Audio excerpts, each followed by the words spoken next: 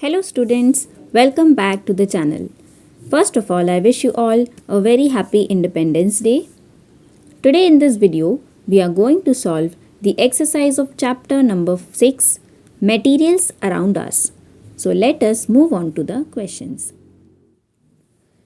The first question in today's video is that you have to visit your kitchen और वहाँ जाके आपको ये देखना है कि आपके पेरेंट्स ने सारी फूड आइटम्स को कैसे ऑर्गेनाइज करके रखा है. ऑल्सो आपको एक बेटर सॉर्टिंग मेथड सजेस्ट करना है.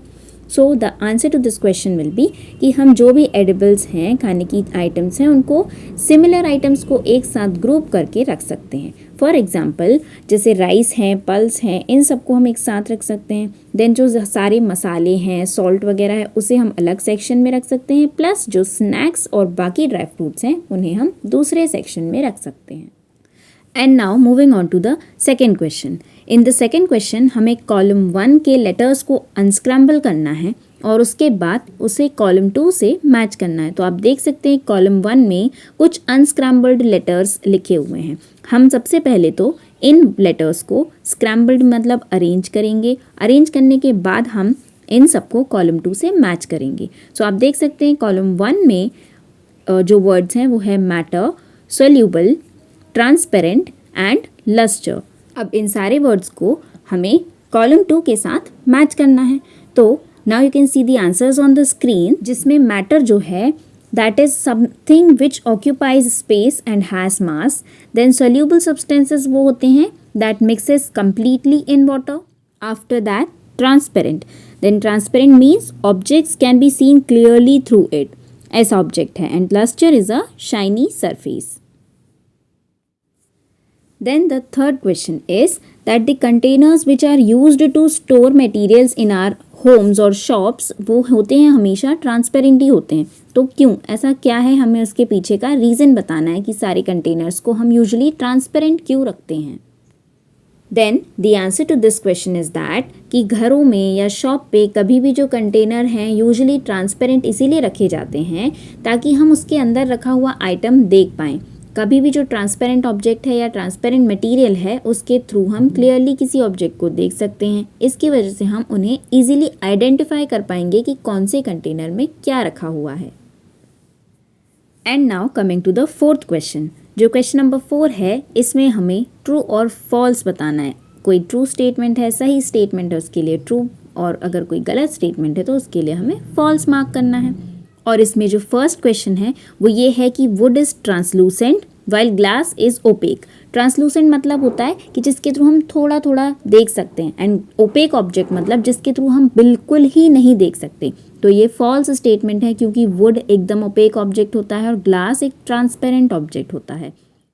Then the second question is that aluminium foil has lustre while eraser does not. तो ये सही बात है. लस्टर का मतलब हमने पहले मैचिंग में देखा है कि शाइनिंग सरफेस. तो एल्यूमिनियम फॉइल का शाइनिंग सरफेस होता है और इरेजर का नहीं होता है. This is a correct statement. So the answer will be true. Also students, मैं ये वीडियो को इंडिपेंडेंस डे के दिन रिकॉर्ड कर रही हूँ. So please ignore the background voices if there are any. Please bear with me today. And now let us continue to the next question. So question number 3 is sugar dissolves in water while sawdust does not. So the meaning of this statement is that sugar जो है वो पानी में dissolve हो जाती है, मतलब घुल जाती है पूरी तरीके से शक्कर पानी के अंदर. Whereas sawdust कभी भी नहीं होती है. sawdust मतलब होता है लकड़ी का भूरा जो है वो. So this is a true statement. Sugar dissolves whereas sawdust does not. Now the fourth statement. Next statement is that an apple is a matter because it occupies no space and has mass. तो मतलब ये है कि Apple जो है वो matter है क्योंकि वो कोई स्पेस ऑक्यूपाई नहीं करता है एंड उसके पास मास है. मास यानी कि वेट है, कुछ वज़न है. तो this is a false statement. गलत है ये स्टेटमेंट, क्योंकि अगर एप्पल मैटर है या कोई भी ऑब्जेक्ट जो कि मैटर है तो वो स्पेस को ऑक्यूपाई करेगा और उसका मास भी होगा. So now moving on to the fifth question of this video. अब फिफ्थ क्वेश्चन एक्सरसाइज का है कि हमने देखा है कि चेयर्स जो हैं अलग अलग मटेरियल से बनती हैं, जैसे कि would say, iron, plastic, bamboo, cement या फिर स्टोन से. हमें कुछ प्रॉपर्टीज़ दी हुई हैं नीचे और उन प्रॉपर्टीज़ को देखकर बताना है कौन सा वाला मटेरियल किस प्रॉपर्टी को फॉलो करता है या कौन सी प्रॉपर्टी उसमें होती है। तो वुड एंड आयरन ऐसे दो मटेरियल्स हैं जो हार्ड होते हैं, इनमें हार्डनेस की प्रॉपर्टी होती है और इनकी हेल्प से ही हम एक चेयर को भी बना सकते हैं। Then the next property is lightness, मतलब लाइट वेट हो, इजी टू लिफ्ट हो, कहीं भी उठाकर हम यहाँ से वहाँ उसे चेंज कर सकते हैं। तो ऐसे मटेरियल्स हैं प्लास्टिक या फिर बम्बू जिनसे बनी हुई चेयर को हम यहाँ से वहाँ कर सकते हैं और वो काफ़ी लाइट वेट भी होती हैं। And after that the third property ये है कि it does not feel very cold while sitting during winters, मतलब जब सर्दियों में हम उन चेयर्स पर बैठें तो हमें बहुत कोल्ड महसूस ना हो, ठंडा महसूस ना हो। तो प्लास्टिक से और वुड से बनी हुई चेयर्स बहुत ज़्यादा हमें ठंडी नहीं लगेंगी। अगर सीमेंट से बनी होती, पत्थर से बनी होती तो ज़रूर कोल्ड लगता। After that the fourth property can be cleaned regularly and made to look new even after long use, मतलब काफ़ी लंबे यूज़ के बाद भी हम उन्हें क्लीन कर सकते हैं। सो ऐसे मटेरियल्स हैं प्लास्टिक और आयरन, इनसे बनी हुई चेयर्स हम इजीली क्लीन कर सकते हैं। Then the question number 6 is that you need to have containers for collection of, हमें मतलब बहुत सारे कंटेनर्स चाहिए होते हैं कलेक्शन ऑफ। पहला फूड वेस्ट रखने के लिए अलग कंटेनर, ब्रोकन ग्लास के लिए अलग एंड वेस्ट पेपर के लिए अलग कंटेनर चाहिए है। तो हमें ऐसे मटेरियल्स चूज़ करना है जो इन सारी चीज़ों को रखने के लिए सूटेबल हों।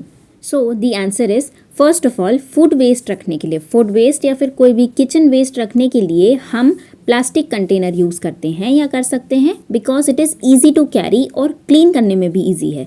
देन ब्रोकन ग्लास रखने के लिए या कोई भी टूटे फूटे कांच के टुकड़े के लिए हमें एक स्ट्रॉन्ग प्लास्टिक या वुड का कंटेनर यूज़ करना चाहिए जो इजीली ब्रेक नहीं हो। एंड उसके बाद वेस्ट पेपर रखने के लिए हम कोई भी पेपर या फिर कार्डबोर्ड से बना हुआ कंटेनर को यूज़ कर सकते हैं।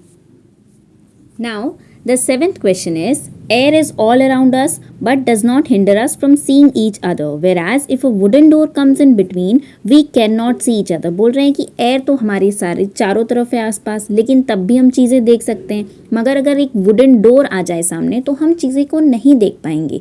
It is because air is dash and the wooden door is dash. हमें बताना है कि एयर क्या है, वुडन डोर क्या है।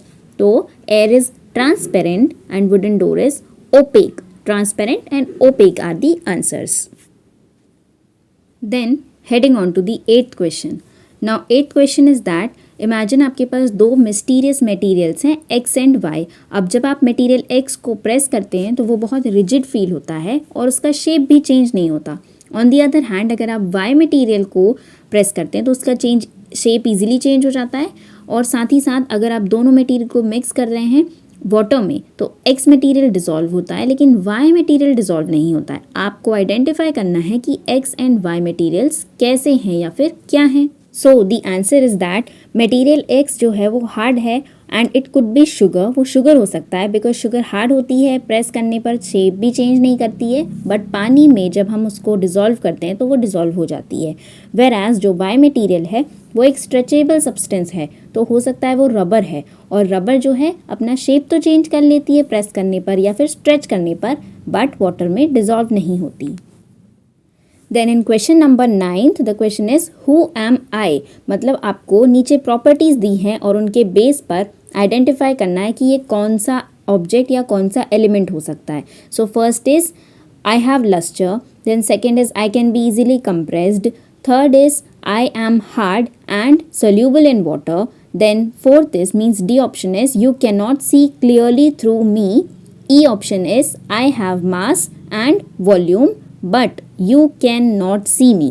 So first जिसके पास luster है वो substance आपको पता है, luster substance कोई भी metal होता है, easily compressed हम गैस को कर सकते हैं, then soluble in water can be sugar या salt, उसके बाद cannot see clearly through me नहीं देख सकते हैं, उसके थ्रू ओपेक ऑब्जेक्ट है, एंड देन जिसका मास एंड वॉल्यूम है बट हम उसे देख नहीं सकते वो है air. Now after answering these 5 questions we have to form our own who am I, मतलब हमें खुद का एक क्वेश्चन ऐसा फॉर्म करना है जिसमें हमने प्रॉपर्टीज़ बताई हैं कि who am I. So the answer to this question will be, हम बना सकते हैं कि I am transparent and B is I am used to drink water. तो आपको बताना है कि ऐसी कौन सी चीज़ हो सकती है जो ट्रांसपेरेंट भी है, हम उसके हेल्प से वाटर ड्रिंक कर सकते हैं. So the answer to this question is glass. Now the 10th question of the exercise is that you are provided with following materials. हमें कुछ मटेरियल्स प्रोवाइड किए गए हैं जैसे कि vinegar, honey, mustard oil, water, glucose and wheat flour. अब इन materials के हेल्प से सबसे पहले हमें 2 पेयर्स बनाने हैं जिसमें एक मटेरियल दूसरे मटेरियल में सोल्यूबल हो, मतलब कि पूरा घुल जाए, और उसके बाद हमें और दूसरे 2 पेयर्स ऐसे बनाने हैं जिसमें एक मटेरियल दूसरे मटेरियल में इनसोल्यूबल हो, मतलब नहीं घुलता हो.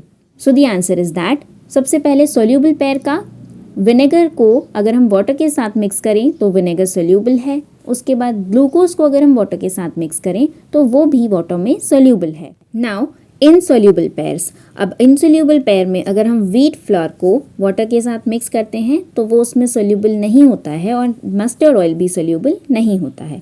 And this was the last question of your exercise. और यहाँ हमारी ये वीडियो ख़त्म होती है. If you people have any questions और एनी डाउट्स तो आप अपने क्वेश्चन को कमेंट सेक्शन में लिखकर मुझे बता सकते हैं. अगर आपको ये वीडियो पसंद आई हो तो लाइक एंड शेयर भी कर सकते हैं. साथ में अगर वीडियो के लिए आपको कोई फीडबैक देना है तो वो भी आप कमेंट में मुझे लिखकर बता सकते हैं. साथ ही साथ सब्सक्राइब करना भी ना भूलें. Thanks for watching.